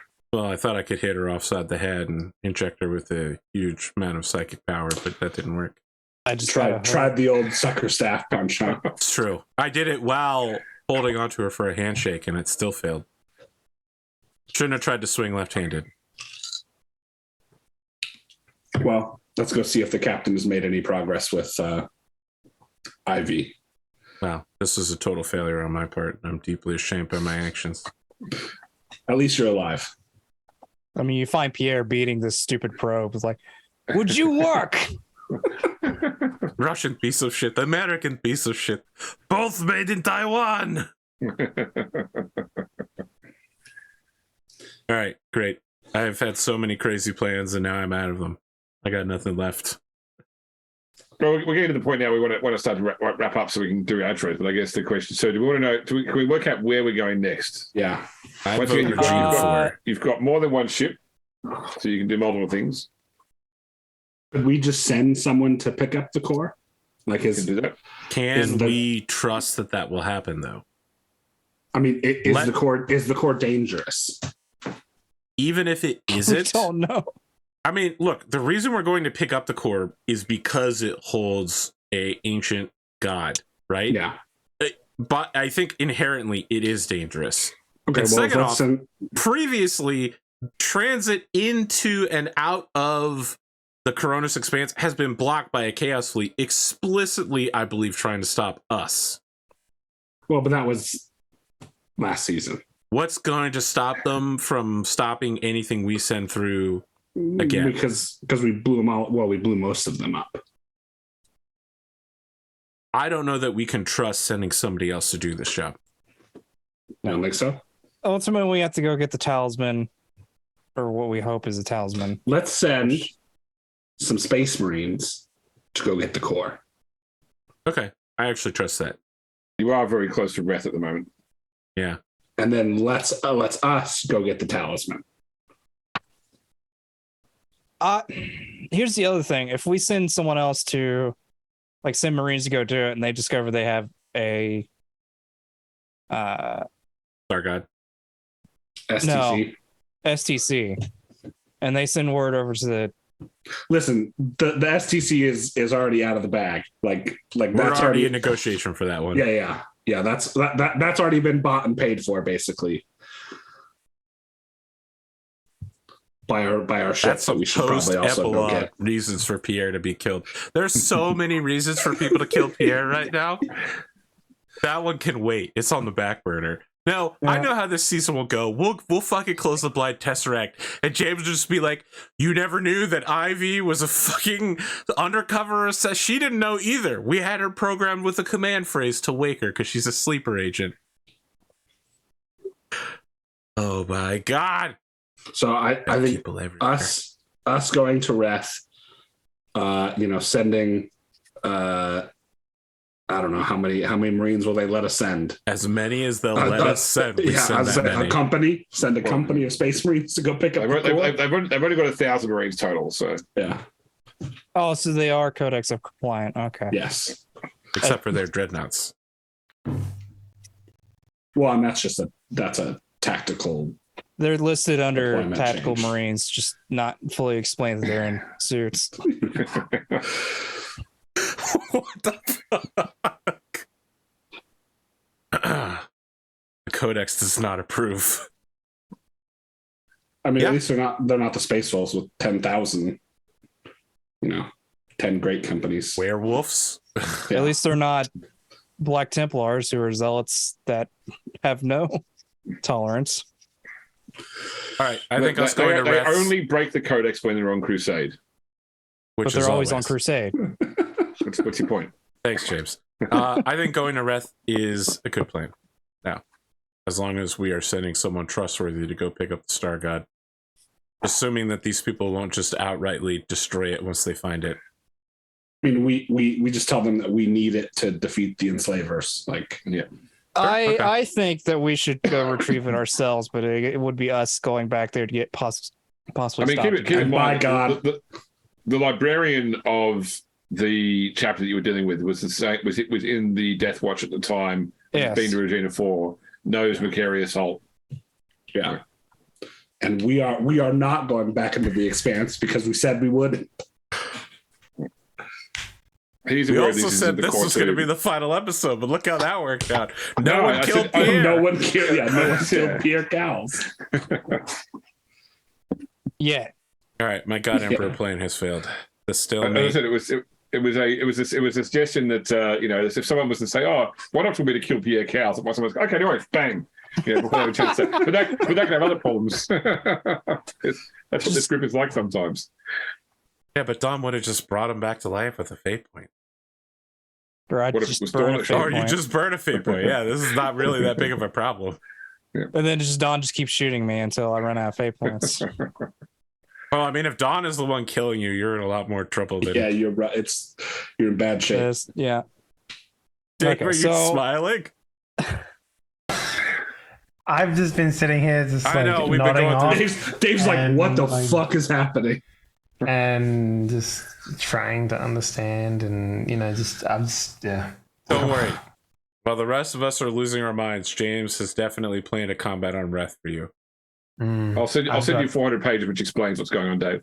Oh my God! Stop trolling. Well, he did Is the say Heart of he didn't have Majesty- anything to do while he was. Is the Heart of Majesty ready for combat, by the way? Yeah, But it doesn't have the teleporter because we're holding it. I And I assume Ultimately, that that's- doesn't get installed in like a day. I mean, it takes you a couple of weeks, I think. As I say, it's not a plug and play device. It's not compliant. You know that picture of Ben Affleck smoking? Yeah. you tell he's had a rough day. That's fucking Dawn, just like listening to everyone. She's just like, ugh. I thought the plan was to go there and smack it with a hammer and then be done with it, right? Like, I mean, that may still end up being the plan. Like, because again, all of this could change the second we get into the blind tesseract. James, the biggest problem you have as a GM is that you let the players plan things, and the planning phase always takes the most time, and then the action phase is like, yeah, you do it. And it's like, oh. Or you go, well, the plan's not going to work. We have to come up with something on the fly while fighting for our lives. That's why I'm enjoying running Blades in the Dark, where you skip the planning phase, you go straight to the action phase, but you can always default back to planning phase when the action phase fails. Yeah, but then it has clocks. I don't know, man. Yeah. All right, James. Post-credit scene. Androchiron leaves a diary in the corridor and sends a telepathic message. All right. When you say to someone, Oh, he's I not going to will reach- apologize. He's just going to say, I'm going to keep my promise. I feel like you need someone human to talk to. I will Here's- reach out to the player of that character from my campaign 10 years ago and ask them how they would respond. Amazing. Hey, someone just tried to kill you. And then they left you a exchange diary. What do you want to write? So I know that the player themselves loves diaries and like pen pal type stuff. So listen, if they're into it, I will write a diary entry for them to respond to. James, I'm fucking giga-braining tonight. She's also the same player which created Ivy as well. So amazing. The person who can't be friends with Nero. All right. Is that it, James? Any other bullshit you want to pull on us real quick? How much XP do we get? Because I'm fucking out, bro. Yeah. I'm down to 200. I'll give you 1,000 because you learned a lot today. Need it.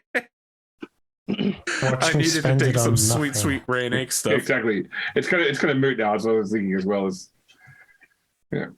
Look, I got lightning attack. I got step aside. The entire the thing I've been trying to get the entire game, and we'll have one more fight sequence, and I won't do anything because I'll charge, and then Androchiron will come in and. Well, yeah, you guys will charge it and kill it in like 3 hits. Yeah. I like how you think Androchiron's going to be alive in the final fight sequence. All signs I have point to him being dead. Soon. He should have been dead in the last 20 minutes. Yeah. Only by the grace of the God Emperor is he not dead. Because that assassin could have iced him like 3 times over. So to kill an assassin, you just pretty much have to take a bazooka, just shoot it at your feet, and hope you get it. No, you just have to be,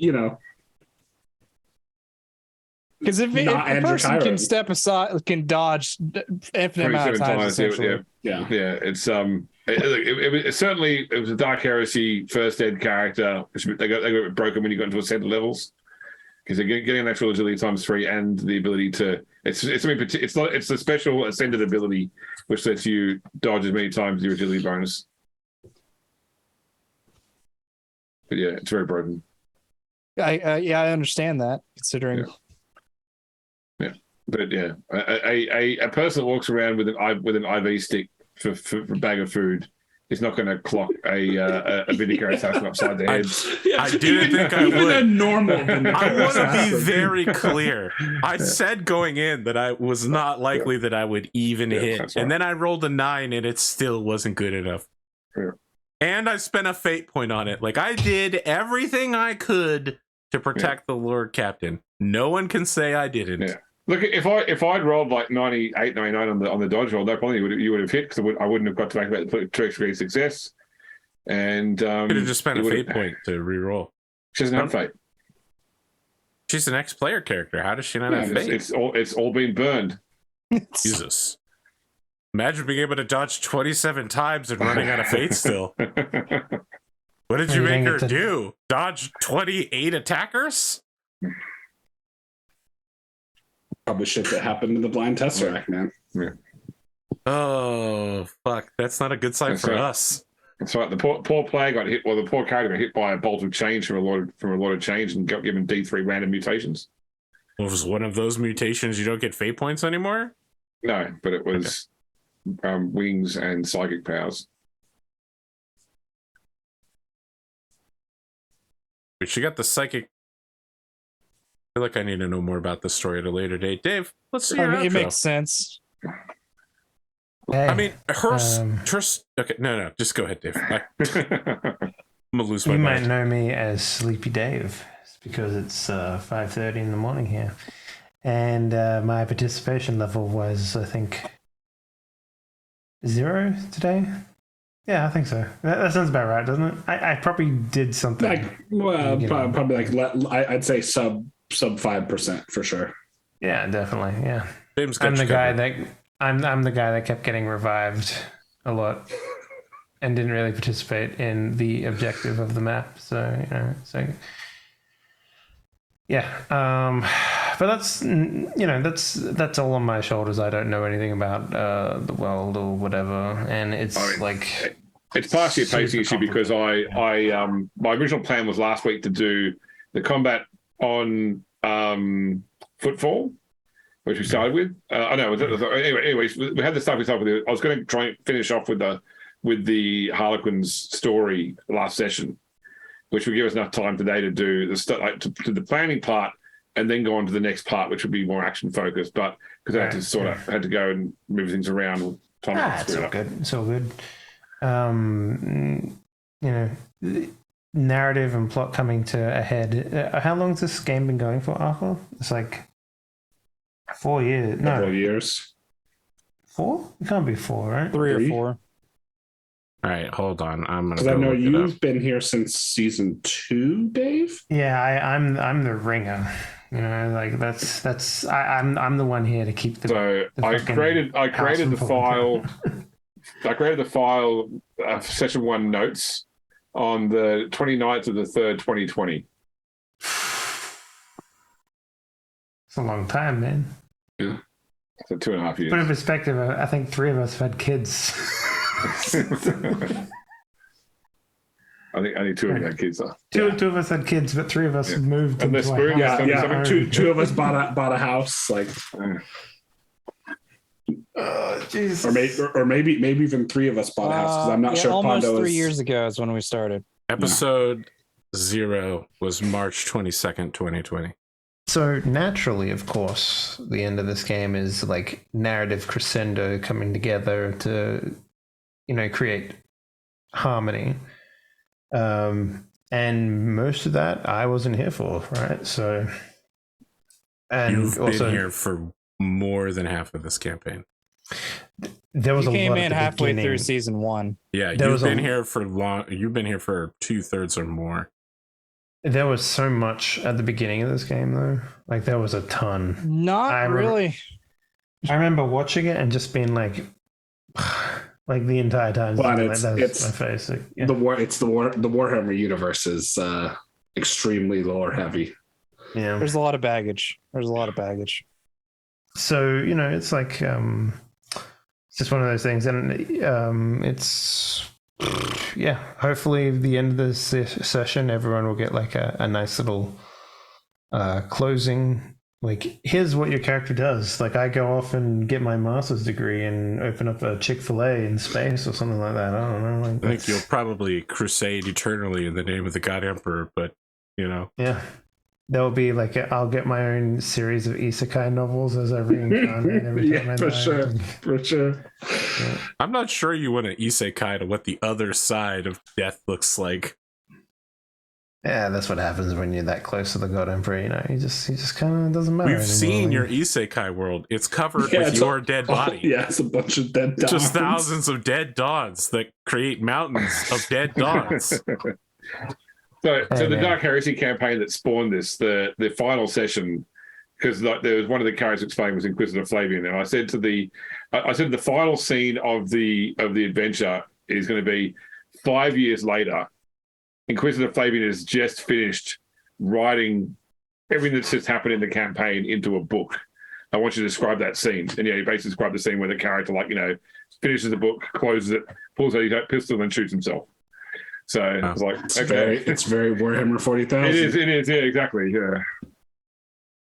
Hope he didn't get anything on that book. So one of a kind. Yeah, I asked him what the last line of the book was. So, and they lived happily ever after. we gotta find that book. Like some Jumanji shit, James. Like he kills himself and he gets sucked into the book because the blood touches it. Yeah. Well, the great news, Dave, is we know that there's going to be combat next session. Oh, thank God. But yeah, it's. I say thank God because I finally got all the fucking skills that I wanted to have. And hey, I've very rarely had 40k campaigns that don't end with the players turning on each other. So being the best combat character is, the end is a good place to be. But it's like. My actual comedy Warhammer Rogue Trader game ended the exact same way. Everyone's just like, this would just cannibalize each other or something like that. That's pretty much how most groups end. It's like we're not in the group anymore because we're trying to kill each other. I'm just trying to figure out how that's going to happen. The main thing I see is Adrian shooting Androchiron. mean, I wouldn't shoot him. I would just squish his head. Oh, I've told you that you were influenced to do that. Yeah, and I honestly, I don't think that's going to happen this time.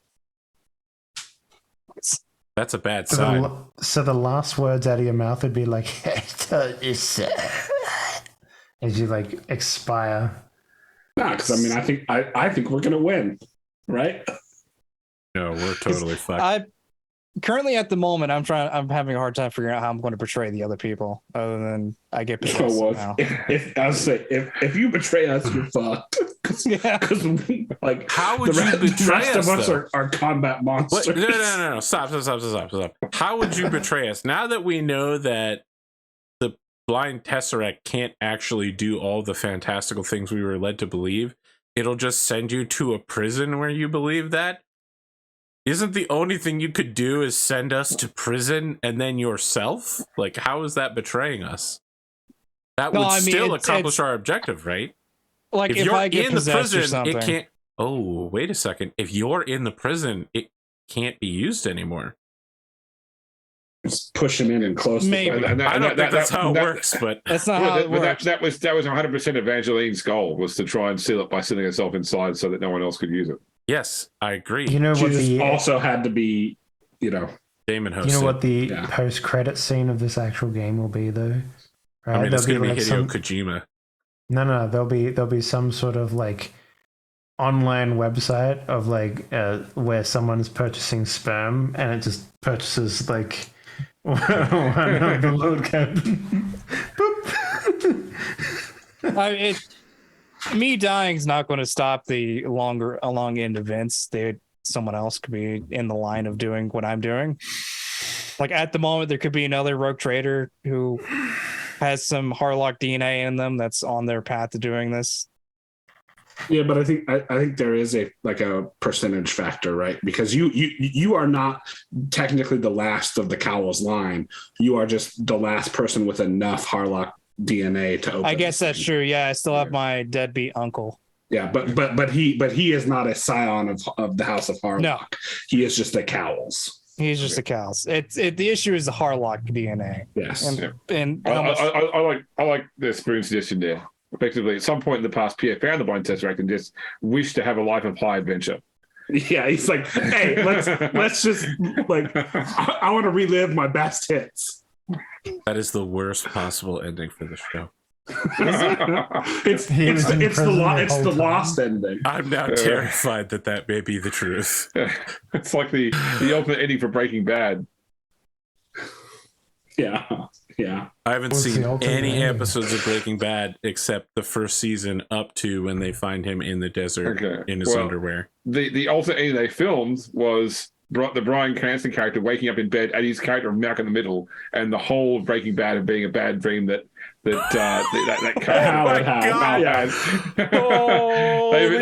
got like the actress of Lois back, and he's like, honey, I had a horrible dream. I was a drug dealer. It's so great. I think I've seen that on YouTube. Actually, that's incredible. Yeah, it's so good because it's very funny. Okay, all right. Do you have anything else for the outros, Dave? No, not really. I mean, I don't know, just existing at the moment. So go do the things and go follow the peoples here, and maybe we'll finish it next week. No, I don't think that's likely. I don't know. We kill things pretty quickly. 2 more episodes. I mean, if I die, apparently that's when it ends. I'm thinking 2, maximum 3. Yeah, I was going to say at least 4, but all right. It's real. I do remember watching this.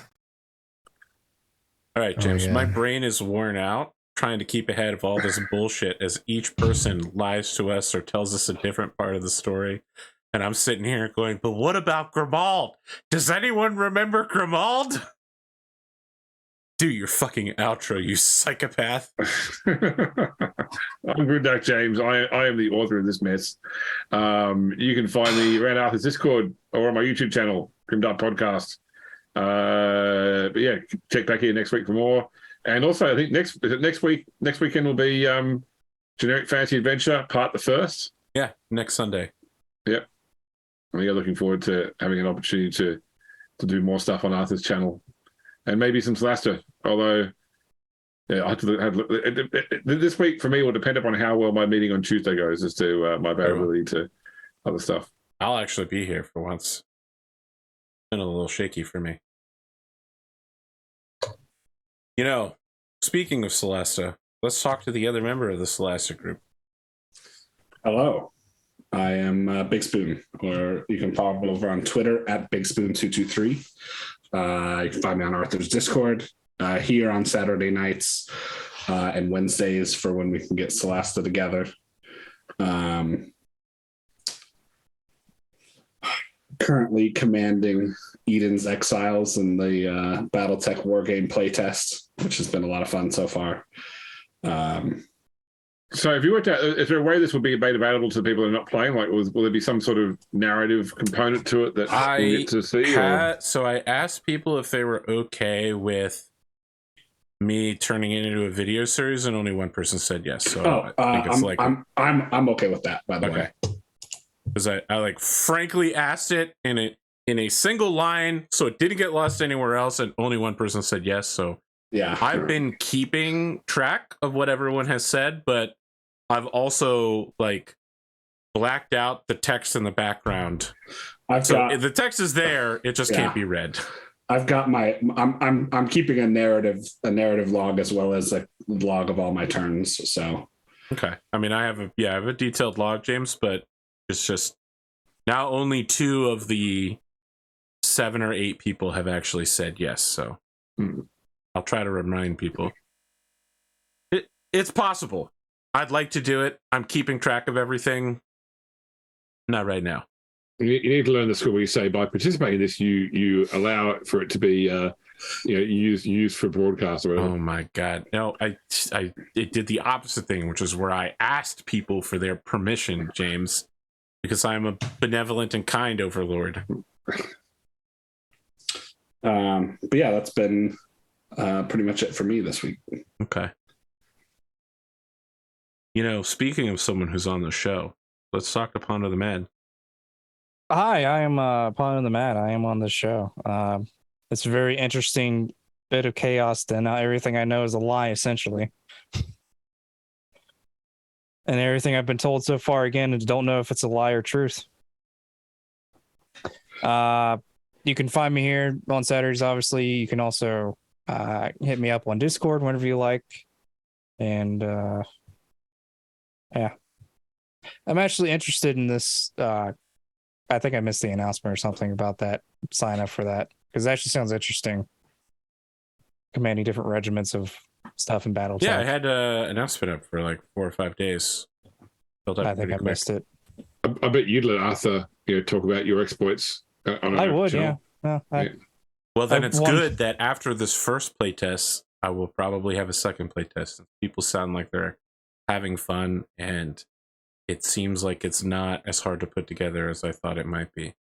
Yeah, it sounds pretty interesting. And I'd like to be a bit of chaos that no one can predict. I would love for you to play. Very confused. The part that Spoon is playing now as the commanding officer of the unit. Excellent. It's a BattleTech thing. It's tough, man. Like we're in turn 2, and I'm already like, oh shit, dude.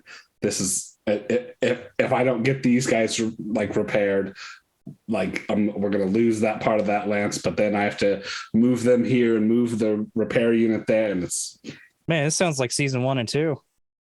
So here's the thing. You're all welcome for me giving Arthur the idea. So if there's any other ideas you want me to like brainworm into Arthur's mind, let me know via Discord, and I'll work on influencing him.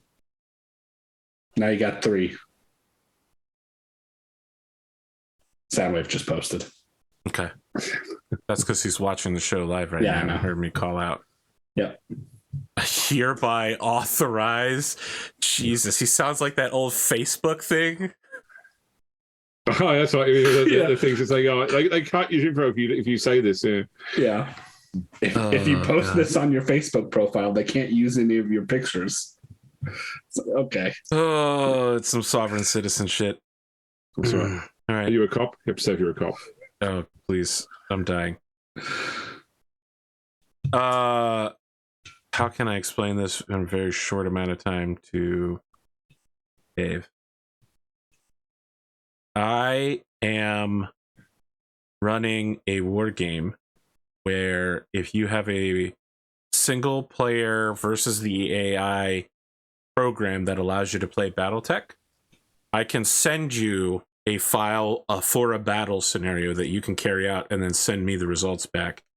And as that happens, multiple people are doing it to represent a large number of forces. They send it back. I tell them, based on what happened, what happens next. So are you like asynchronous war game? Are you like one unit?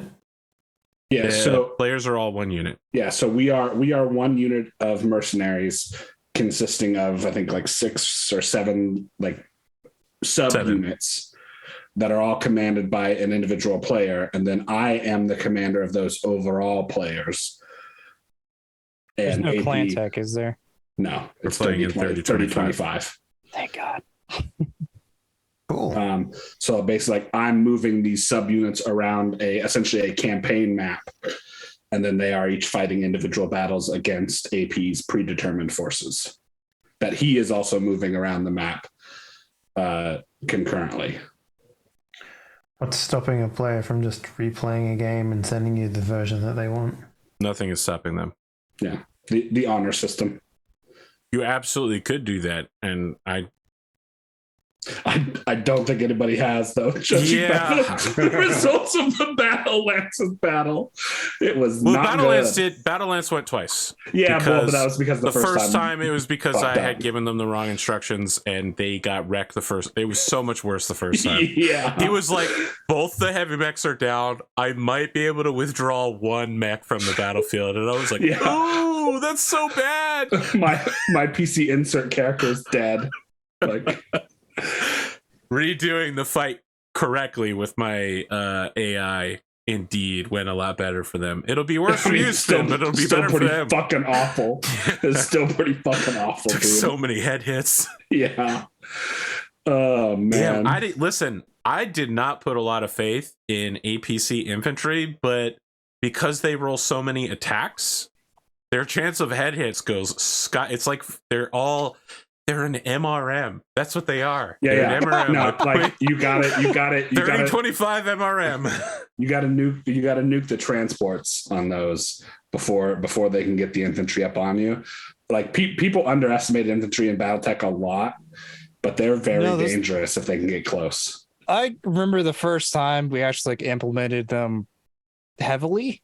Yeah, it was during the mission that we were on the boat, and AP hid them in containers, which is logical, with SRM missiles, which they fired lot.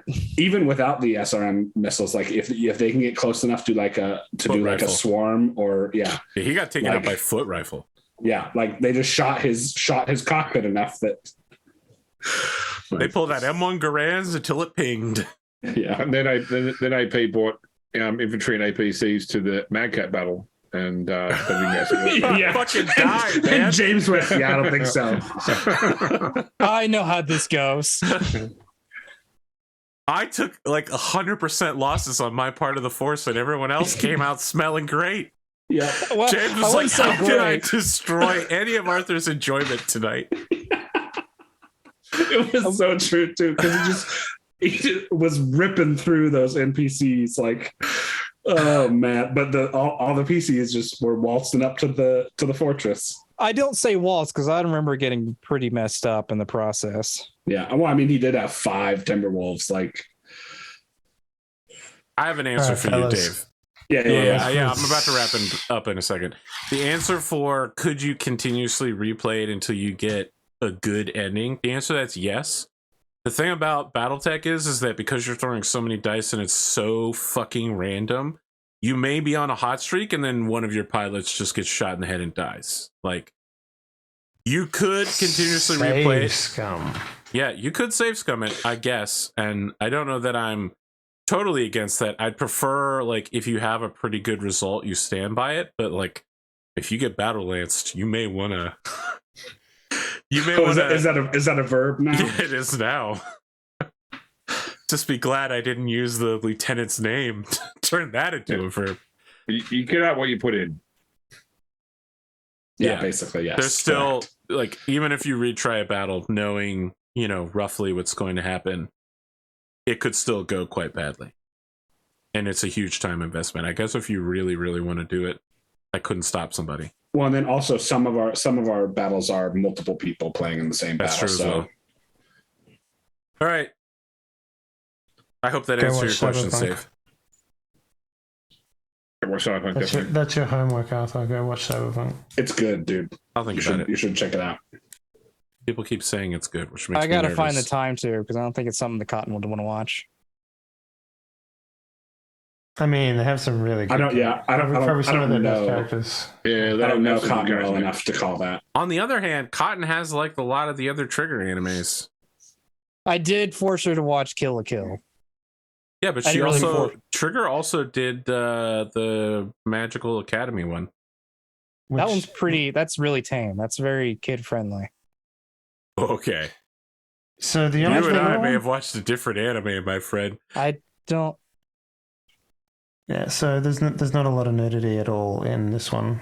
It's actually like very tame on the sexual side of things, which is very surprising considering the source material. But Relatively, yeah, relatively. like in the first episode, that's about it. Then there's nothing else after that. In Cyberpunk, Yeah. nah, there's like some TNA when the the Netrunners are getting in and out of Yeah, but ice that's- baths and shit. But that's like Yeah, not I mean, gratuitous, yeah, like, that's it's not, yeah. Well, it's not like the that's why I said episode, relatively. yeah. I saw the main character walking on the Ripper Doc's masturbating in the first episode. Yeah, Yeah, that's about the extent of it, though. So Yeah. they Well, literally now, made those this scenes. YouTube video is also demonetized. Thanks, guys. That was They- real they- motherfuckerly of you. we got it at the very beginning and the very end. That's it. So We're I- ending now. I didn't I need the think- 98 cents I'll get in my lifetime from this episode. I mean, I think Henry already brought up Spurn earlier in the episode anyway, so. Yeah, yeah.